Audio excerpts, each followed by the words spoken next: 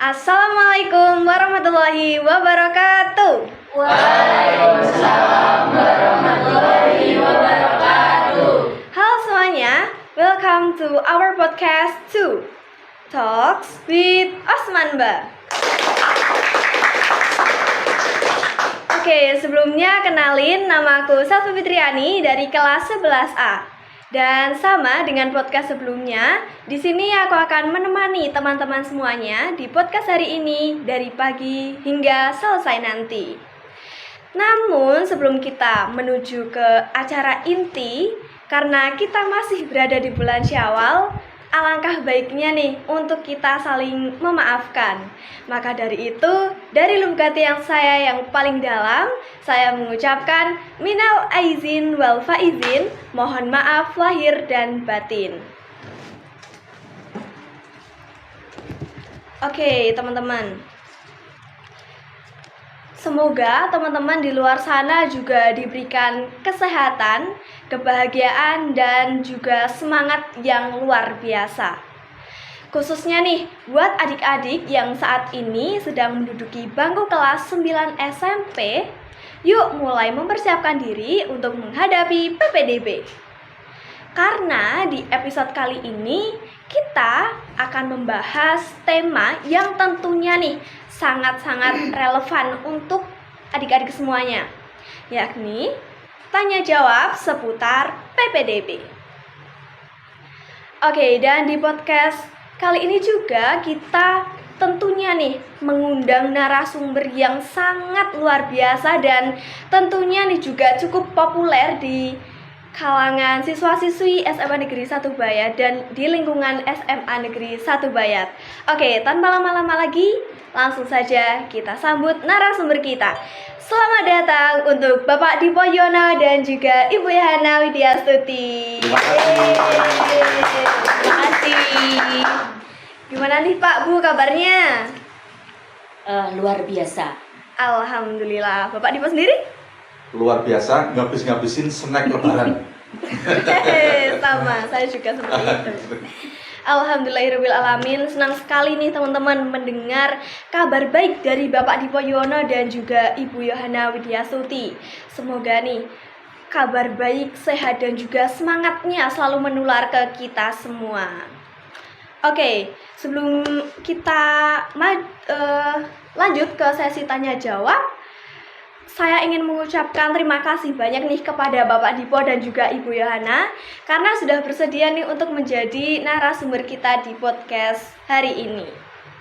Oke, langsung saja nih ya Pak Bu, kita menuju ke sesi tanya jawab. Oke, silakan. Oke, apakah bisa dijelaskan secara umum nih Pak Dipo dan juga Ibu Yohana, bagaimana sih sistem PPDB di tahun ini? Apakah ada perubahan atau perbedaan nih dibandingkan dengan PPDB di tahun sebelumnya? Mulai dari siapa dulu Apakah nih? bisa dijelaskan? Bisa. Oke. Dimulai dari Bu Yana. Oh ya. Pertanyaannya perbedaan Apakah bisa dijelaskan dulu nih mengenai PPDB dan juga apakah ada perbedaan nih dengan PPDB tahun sebelumnya? Oh ya. Untuk PPDB tahun ini berarti 2025 ya. Ya. Namanya diganti menjadi SPMB.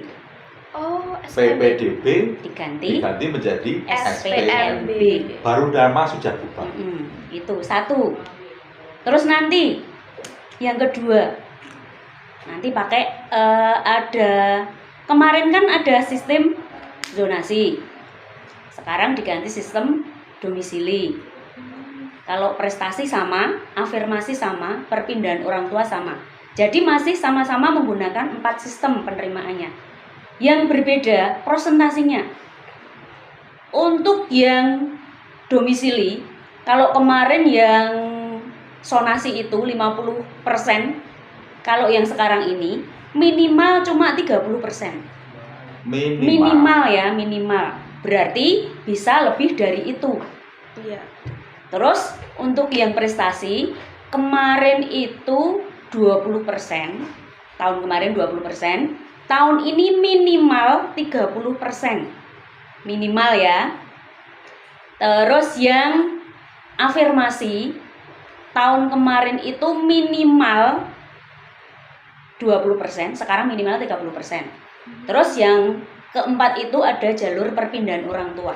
Jalur perpindahan orang tua itu di PPDB 10%, kalau di SPNB itu 5%. Begitu. Oke, jadi ternyata terdapat beberapa perbedaan ya Pak Bu, dari segi namanya saja. Kalau tahun kemarin kan PPDB, Iya. kalau sekarang SPNB. Apa itu? Seleksi penerimaan siswa SPNB. baru. Oh, Murid baru. Murid baru. SPMB. Seleksi Penerimaan penerimaan murid baru. Nah, mungkin saya bisa nambahkan sedikit. Di era nanti, tahun pelajaran baru, tahun 2025, kalau kemarin kan sebutan bagi anak-anakku kan peserta didik, Iya, peserta didik. dikembalikan ke yang dahulu menjadi namanya murid. Kalau dulu penerimaan peserta didik baru, sekarang murid baru.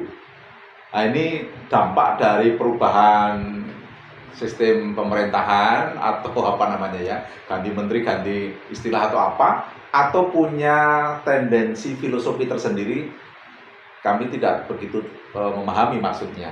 Tapi yang ingin saya sampaikan pada kesempatan kali ini kepada anak-anakku SMP kelas 9, SMP maupun MTS ya tentunya, perubahan-perubahan ini adalah sebagai bentuk evaluasi dari apa yang dikerjakan, apa yang terjadi pada tahun sebelumnya. Baik itu penggunaan istilah maupun prosentase. Walaupun ya menimbulkan ada yang pro dan kontra. Sebut saja kalau kemarin dulu namanya zonasi, sekarang menjadi domisili. Kalau yang kemarin dulu dari jalur ini 50%, sekarang menjadi 30%. Nah, ini mengevaluasi dari pandangan beberapa ahli atau yang memberikan pandangan dengan zonasi yang besar, tahun lalu yang besar, itu memberi kesempatan yang luas sebenarnya kepada masyarakat sekitar sekolah. Tetapi untuk mereka-mereka yang memiliki prestasi tinggi, diberi keleluasaan bisa sekolah ke tempat lain yang dianggap loh ya, lebih unggul, maka prestasinya dinaikkan menjadi 30%. Cara pandang ini juga terserah dari masyarakat yang menilai. Karena semangat yang terdahulu bahwa semua sekolah harus unggul, tidak ada yang melampaui, tidak ada yang di bawah, maka sistem zonasi prestasi itu dibuat seperti itu. Tetapi mengevaluasi dari yang ada yang punya pandangan, sekolah-sekolah tertentu, kemudian pengen dapatkan anak-anak yang unggul dari berbagai wilayah agar ngumpul, yaitu terserah pandangan masyarakat. Nah, itulah perubahan filosofi cara berpikirnya. Walaupun sebenarnya begini, anak-anakku semuanya, saya tetap ingin berharap Anda yang ada di sekitar sekolah kami, atau sekolah yang lain barangkali, tetap sekolahlah di sekolah yang terdekat. Karena apa? Dengan sekolah di tempat terdekat itu, mobilitas masyarakat akan terkurangi. Artinya tidak terlalu harus pergi jauh-jauh. Maaf sekali, kondisi lalu lintas sekarang ini kan sangat luar biasa. Setiap orang punya motor. Kalau keluarganya 5, motornya 6. Ya kan? Faktanya kan begitu. Artinya ngantek turah-turah gitu. Sama dengan HP. Keluarganya 4, HP-nya 10. Nah, ini buat Bu Yohana HP-nya 2. Artinya apa? Tingkat mobilitas yang tinggi, lalu lintas yang ruwet ini menciptakan peluang terjadinya kecelakaan. Fakta membuktikan begitu. Anda bisa dengar berita-berita terakhir kecelakaan yang terjadi menimpa anak-anak usia sekolah ketika mau berangkat ke sekolah. Maka saya tetap berharap walaupun dari jalur domisili itu hanya 30%, kan pakai kata minimal. Iya, artinya minimal. nanti sekolah tertentu akan meningkatkan bisa dengan melihat perbandingan yang lain. Tapi saya punya saran, sekolahlah di sekolah terdekat meminimalkan kecelakaan-kecelakaan yang terjadi, keributan di jalan. Jalan itu pun dilebarkan seberapapun tetap padat. Karena apa? Kamu lihat saja, penambahan pemilikan motor di setiap keluarga luar biasa. juga mobil. Apalagi di Klaten ini, ya toh? Merek mobil mana yang tidak ada dealernya di Klaten? Semua sudah ada. Artinya apa? Mobilnya tambah banyak, motornya tambah banyak, jalan mau dilebarkan seberapapun tetap akan terganggu. Ini Pak Dipo mau tekankan, karena ini menurut pendapat saya sangat penting sekali. Sangat penting sekali dilihat, diperhatikan. Maka mohon maaf pada orang tua, hal ini juga akan menjadi pertimbangan walaupun aturan yang kemarin 50% itu sekarang diturunkan menjadi 30%, itu minimal. Itu saja tambahan saya. Oke, baik, terima kasih atas penjelasannya Bapak Dipo dan juga Ibu Yohana. Itu sangat jelas sekali ya teman-teman. Dan jangan lupa untuk teman-teman yang saat ini sedang menduduki bangku kelas 9 SMP maupun MTS, dicatat nih agar besok dilancarkan proses pendaftarannya. Semoga. Iya. Oke, tadi kan Bapak Dipo dan juga Ibu Yohana sudah menyinggung nih mengenai jalur-jalur untuk masuk ke SMA maupun SMK ya Pak. Kira-kira mekanismenya itu seperti apa Pak dan Bu setiap jalurnya? Sinten, Pak? Mekanismenya ini Iya. yang paling tepat itu yang jawab adalah Bu Yohana. Karena Bu Yohana nanti akan menjadi operator PPDB. Wow. Jadi operator di Surabaya nanti ada banyak. Salah satunya adalah Bu Yohana. Bu Yohana. Silakan Bu Yohana. Iya, terima kasih. Mekanismenya masih sama kayak PPDB tahun kemarin. Pertama kali pastinya punya akun kan. Nah, itu nanti anak-anak yang mau mendaftar di SMA maupun SMK itu harus membuat akun terlebih dahulu. Itu nanti sudah ada aplikasinya, tinggal masuk buat akun. Nah, itu nanti ada syarat-syarat yang harus diupload. Syarat-syarat yang harus diupload itu ada KK. Jadi nanti kalian men-scan dulu KK itu, bukan fotokopi ya, KK yang asli. Dan hasil scan-nya itu harus jelas dibaca. Terus ada rata-rata nilai raport dari semester 1 sampai semester 5. Itu juga yang asli, jangan yang fotokopi. Kok harus yang asli itu? Kenapa tuh Bu? Harus asli itu ditakutkan kalau yang fotokopi itu tidak jelas, tidak bisa terbaca gitu. Jadi harus yang asli. Terus nanti ada surat pernyataan kebenaran dokumen. Masih sama. Dan kalau lewat jalur prestasi berarti kalau mempunyai piagam itu juga di-scan. Itu yang pertama, membuat akun ya. Setelah membuat akun, nanti pergi ke sekolah terdekat. Tidak harus ke sekolah yang mau dituju. Sekolah terdekat saja. Tapi kalau bisa ya untuk meringankan beban operator ke sekolah yang dituju. Begitu ya. Iya. Walaupun bisa ke sekolah terdekat, tetapi ya kita merata lah. Kalau sudah niatnya mau ke SMA bayar, bisa datang ke sini kita bantu. Kalau pengennya ke SMA atau SMK yang lain, ya silakan. Walaupun sebenarnya bisa ke yang terdekat. Ini perlu kita tekankan dulu, jangan menimbulkan salah paham.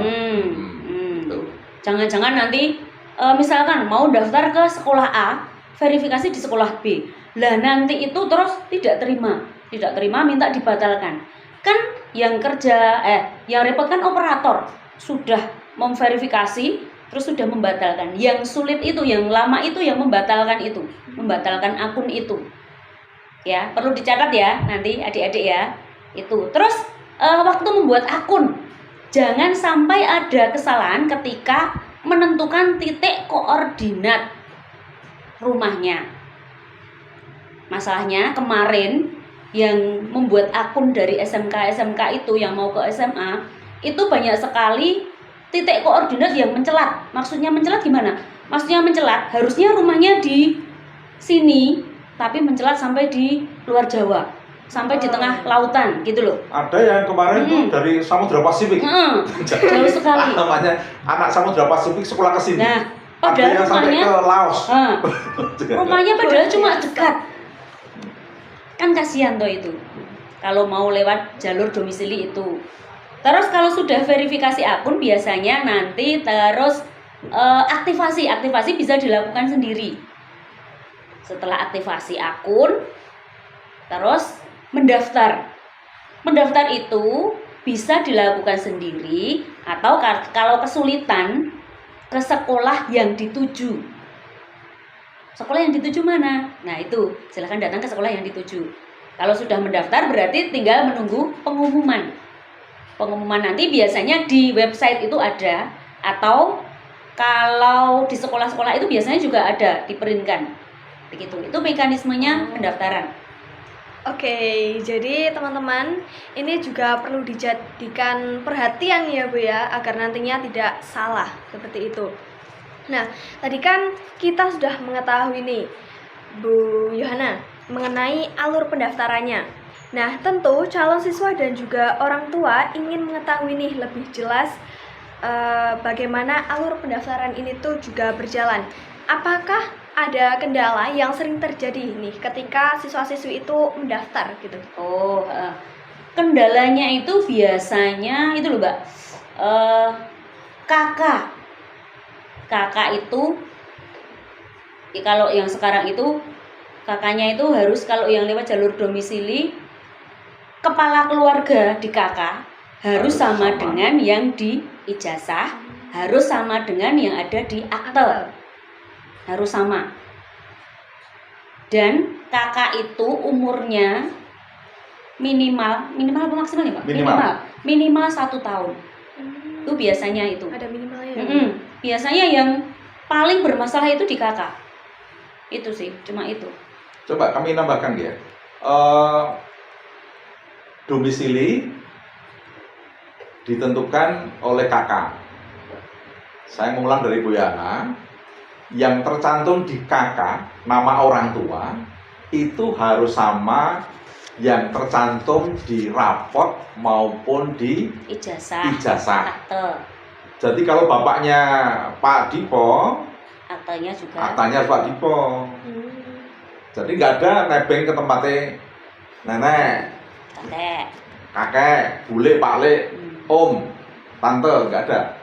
Jadi nama orang tua di kakak itu harus match antara kakak, akte, sama rapor. Nah ini juga dalam rangka menjaga agar pelaksanaan apa istilah barunya SPMB, saya juga sampai lupa. SPMB ini betul-betul akuntabel, artinya bisa diakses, bisa dideteksi, bisa diketahui oleh semua pihak agar tidak terjadi kecurangan. Oke, baik. Nah, tadi kan kendalanya itu ada di kakak ya, paling banyak ya Bu? Paling banyak. Sama jadi, itu, domisili. Domisili. Map, titik koordinat rumah itu loh. Oh, yang sudah dibahas tadi ya? Oke. Itu. Nah, kira-kira ada nggak Bu dokumen Pak Dipo dan juga Bu Yohana mungkin bisa menjawabnya, dokumen-dokumen yang kira-kira nih diperlukan, sangat amat diperlukan dalam proses SPMB. SPMB. Jadi kita lidahnya juga harus menghafal karena sesuatu yang baru. Iya, benar sekali. SPMB, ya. Dokumen yang jelas tadi ya kakak ya. Kakak itu harus jelas. Asli di scan jelas. Kemudian yang kedua fotokopi nilai rata-rata nilai raport. Rata-rata nilai raport. Nanti minta ke sekolah dibuatkan. Sekolah biasanya membuatkan, sudah membuatkan. Kemudian dokumen yang berikutnya surat pernyataan. Surat pernyataan kebenaran dokumen. Kebenaran dokumen. Jadi artinya dokumen yang dikumpulkan itu betul-betul bisa dipertanggungjawabkan, tidak ada yang palsu. Karena ini nanti bermeterai ya Bu ya. Iya, itu jadi, nanti bermeterai. Bermeterai itu artinya apa? Berkonsekuensi hukum. Kalau sampai ngapusi itu nanti ada konsekuensi hukumnya. Mungkin dibatalkan, tidak diverifikasi atau dengan cara yang lain.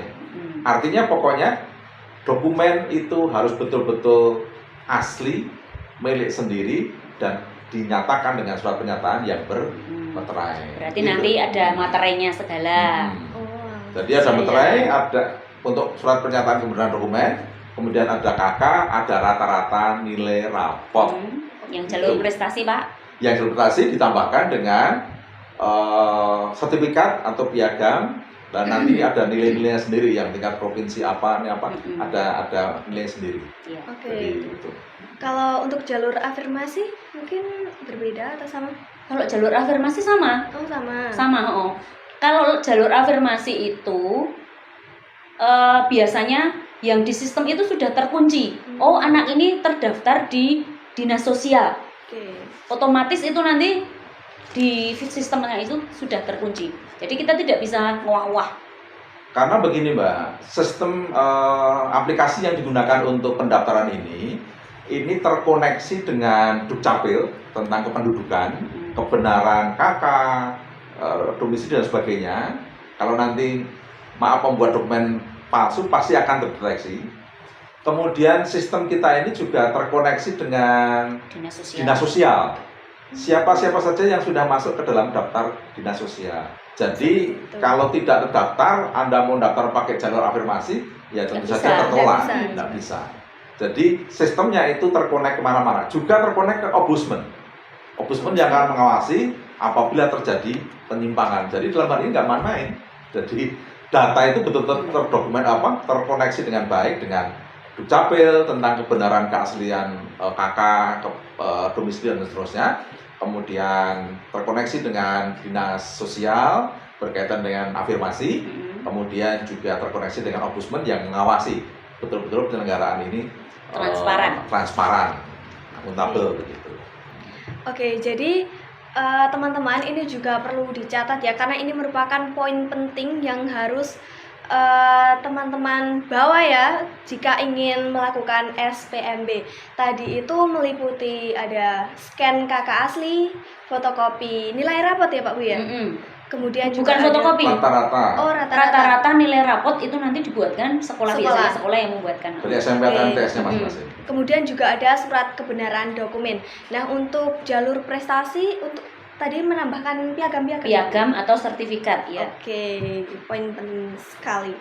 Nah, tentunya nih ya Pak Dipo dan juga Bu Yohana, ini kan banyak orang tua dan siswa yang tentunya juga ingin tahu bagaimana sih sekolah itu memastikan bahwasannya SPMB ini dapat berjalan dengan transparan dan adil. Karena kemarin isu kecurangan atau titipan siswa itu kan sering terjadi perhatian ya Pak ya, Bu juga. Nah, apa langkah konkret yang dapat dilakukan untuk menghindari hal tersebut nih Pak Dipo dan juga Ibu Yana? Oke, soal kecurangan itu sebenarnya menurut sistem sudah tidak mungkin ada kecurangan. Ya, betul. Secara sistem tidak mungkin ada kecurangan, karena apa? Terkoneksi tadi dengan Dukcapil, terkoneksi dengan dinas sosial, ombudsman. Kalau ada penyimpangan pasti akan terdeteksi dari awal. Lah yang mungkin ada terjadi penyimpangan, mohon maaf tidak menuduh, tetapi berita mengatakan begitu, soal domisili, surat keterangan domisili. Jadi saya tidak mengatakan Pak RT, Pak RW, Pak Lurah, Pak Kepala Desanya untuk memanipulasi, tidak loh. Saya hanya mengatakan kemarin sumber persoalan terbesar di situ. Lah maka diprotek dengan KK, nama orang tua harus sama antara KK, kemudian akte, kemudian ijazah harus sama. Lah Pak, kalau terjadi perubahan bagaimana Pak? Maaf ya, mungkin terjadi perubahan diakibatkan katakan yang ditulis di KK itu nama orang tuanya Pak Bambang begitu ya. Tapi di akte dulu namanya Pak Bambang, kok di KK namanya menjadi Pak Joko, itu tidak masalah. Tetapi dengan melampirkan surat keterangan bahwa maaf ya, Pak Bambangnya mungkin sudah almarhum, kemudian ibu menikah lagi, nama suaminya yang terbaru adalah Pak Joko, katakan begitu ya. Pak Joko bukan berarti nama ini tidak mencerminkan kebenaran, cuma sekedar nama saja. Jadi bisa jadi begitu, bisa saja berubah karena memang terjadi, mungkin karena kematian dan sebagainya. Nah itu tidak apa-apa, tetapi dibuktikan dengan surat keterangan yang resmi. Itu lah.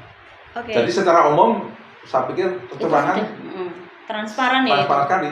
Apalagi semua bisa mengakses. Iya. Kamu Semua masuk nomor berapa, bisa nilaimu berapa, jalurnya pakai apa, domisili kan langsung terhitung. kilometernya kan udah kelihatan. Iya. Prestasi sudah langsung kelihatan angka-angkanya.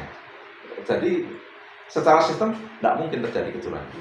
Itu sudah transparan sekali. Kalau terjadi kecurangan ya dari awal. Iya betul. Dari Awalnya pembuatan katakan akun. dibuat rata-rata yang berbeda. Maaf tidak menuduh teman-teman SMP tidak ya. Kalau rata-rata dibikin, dibesarkan. Tapi bisa apa enggak saya juga nggak tahu lah ya. Jadi mungkin dari sisi domisili, dari sisi nilai atau piagam.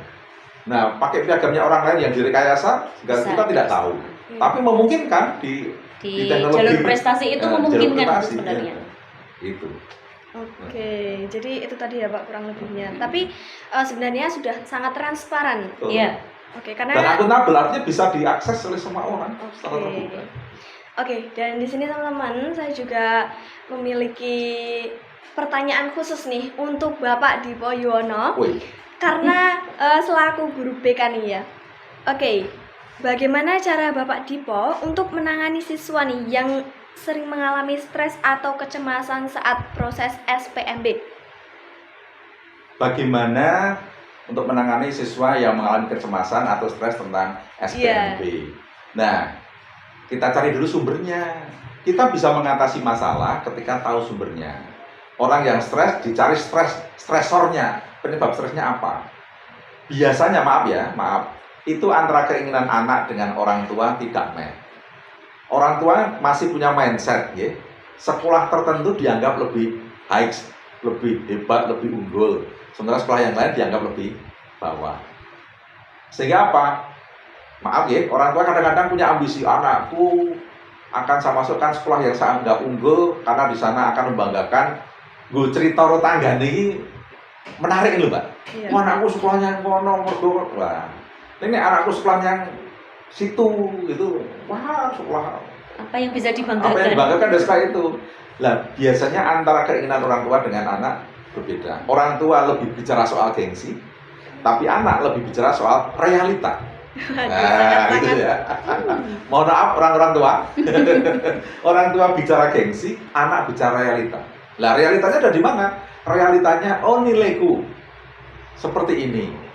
Oh teman-temanku banyak ke sana. Kalau saya ikut dengan teman-temanku ke sana, barangkali nanti komunikasinya lebih lancar, penyesuaiannya lebih mudah. Oh saya pengen yang dekat. Nah dekat itu lebih gampang, ngirit pembiayaan, bensin ya bensin sithik, ya toh. Sangune ora usah akeh-akeh. Itu bisa jadi. Ingat loh ya, pemerintahnya Pak Prabowo sekarang apa-apa efisiensi. Pikir efisiensi. Maka saya bilang walaupun 30% di domisili, tetap usahakan sekolah di dekat Anda. Itu punya banyak manfaatnya. Begitu Mbak. Oke. Aku sudah menjawab belum ya? Tentu. Jadi Bapak Dipo tadi sudah menjawab bahwa Mengatasi stres ya? Iya, Nah, maka- untuk mengatasi stres itu kita harus ketahui dulu nih apa faktornya, seperti itu ya kurang lebihnya. Oke, nah sekarang kita menuju ke Ibu Yohana. Nah, Ibu Yohana kan selaku pembina organisasi siswa intrasekolah nih ya di SMA Negeri 1 Bayat. Nah, OSIS itu sebagai organisasi yang dekat dengan siswa. Nah, bagaimana sih Bu Yo peran OSIS dalam membantu siswa agar lebih mudah nih beradaptasi dengan lingkungan sekolah yang baru? Oh, ya. Itu kan biasanya setelah pengumuman, daftar ulang dan lain sebagainya itu ada MPLS. pengenalan, masa pengenalan lingkungan sekolah. Itu kan dihandle oleh OSIS. Nah, itu silahkan OSIS memanfaatkan waktu yang ada itu untuk memperkenalkan lingkungan sekolah. Bukan cuma memperkenalkan lingkungan sekolah saja, memperkenalkan kakak-kakak kelas. Terus bagaimana mengajari adik-adik kalian itu yang baru itu bertata krama dengan, oh kalau ketemu ini loh, ini kakak kelasmu ini, nanti ketemu di jalan kan menyapa Mbak, Mas gitu. Jadi jangan hanya memperkenalkan lingkungan sekolah, tapi kalian juga harus memperkenalkan bagaimana harus bersopan santun dengan yang lebih tua. Begitu ya. Oke, cukup Bu? Ya. Oke, jadi tadi kita selain mengenalkan lingkungan sekolah, kita bisa mengenalkan kepada kakak kelas agar nantinya juga bisa akrab, lebih akrab seperti ya. Nah, karena jika kita sudah akrab, itu nanti kan bisa membuat kita nyaman dan mudah beradaptasi tentunya. Oke Mbak, sebentar Mbak, saya mau nambahkan dikit kembali ke SPMB ya. Begini, sudah menjadi komitmen kami di SMA Negeri 1 Bayat. Kami selalu bikin grup WA adik-adik kelas 9 SMP dan MTS. Silakan nanti kami akan men-share undangan grup. Anda masuk ke grup yang kami bikin. Grup itu bisa Anda menanyakan apa saja soal SPMB. Dan di grup itu tidak hanya untuk anak-anak yang mau sekolah ke SMA Bayat. Mau sekolah dimanapun saja boleh. Kamu masuk ke grup itu yang ingin mendapatkan informasi-informasi, akan kami jawab, kami layani dengan sebaik mungkin. Mungkin ini satu-satunya di dunia bahwa SMA memberikan kesempatan kepada anak-anak untuk gabung ke grup untuk menanyakan soal-soal tertentu, baik di SMA maupun SMK. Jadi tidak harus yang mau sekolah ke SMA Bayat. Karena komitmen kami adalah kami melayani sepenuh hati untuk semua anak-anak. Sehingga apa? Yang ini yang ingin kami tularkan gitu. Maka anak-anak SMA Negeri 1 Bayat memiliki jiwa hati yang besar untuk melayani semua. Mereka yang membutuhkan kita berikan layanan dan tidak harus kami yang mengambil manfaat. Prinsipnya, kalau kami bisa membagikan informasi, membagikan pengetahuan kepada semua orang semakin banyak, maka semakin banyak juga kita bisa memberi manfaat bagi orang lain. Maka nanti jangan lupa ada adik SMP dan MTS kelas 9. Nanti kami akan melaunching undangan grup WA dan kamu bisa manfaatkan di situ. Anda bisa tanya-tanya, tapi catatannya bertanya yang sopan. Dan itu grup bukan untuk berhahi, tapi grup untuk informasi. Gitu ya? Oke, tambahan saya. Oke. Tidak terasa ini sudah menuju ke pertanyaan yang terakhir. Biasanya kalau pertanyaan yang terakhir itu kan ditanya mengenai harapan nih. Dan ini juga menindaklanjuti dari Ibu Yohana tadi. Apa nih harapan Bapak Dipo dan juga Ibu Yohana agar siswa baru ini bisa beradaptasi dan berkembang di lingkungan sekolah yang baru seperti itu? Harapannya apa nih kira-kira? Kalau saya dulu ya Pak ya. Iya. Harapan saya nanti kalau siswa baru yang diterima di sini itu bisa beradaptasi dan berkembang di sini. Pertama, harus menerima dulu. Menerima. Kalau sudah menerima, biasanya kan terus cinta. Nah, kalau sudah cinta itu biasanya terus bisa berkembang.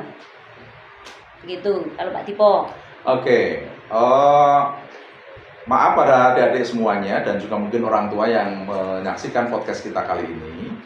Kami SMA Bayat tentu memberi kesempatan yang seluas-luasnya anak-anak untuk mengembangkan diri. Ya.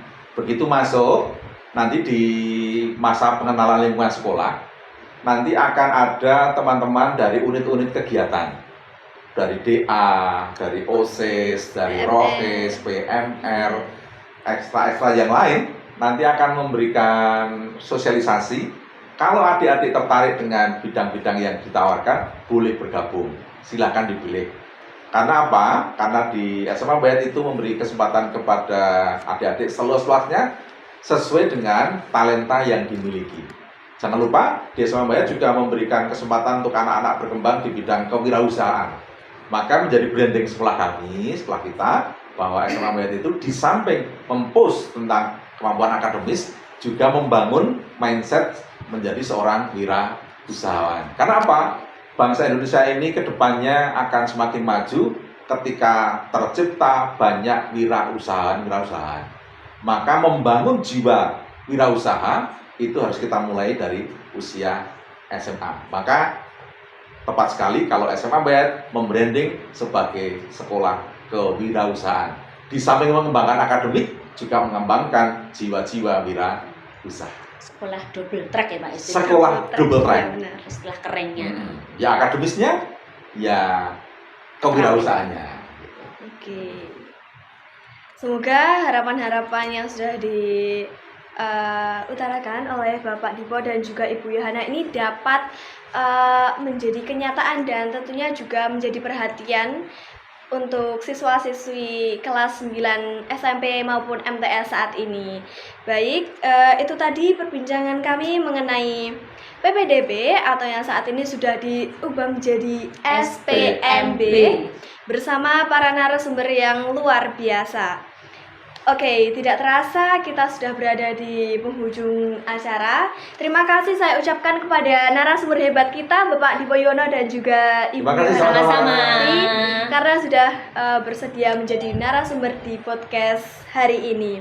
Dan juga terima kasih saya ucapkan kepada teman-teman semuanya yang tentunya juga sedang mendengarkan dan juga menonton podcast ini. Semoga mendapatkan ilmu yang bermanfaat. Maka dari itu, proses SPMB dapat dilancarkan. Amin. Amin. Oke, sampai jumpa di episode selanjutnya. Dan untuk teman-teman jangan lupa stay tune juga ya. Bye bye.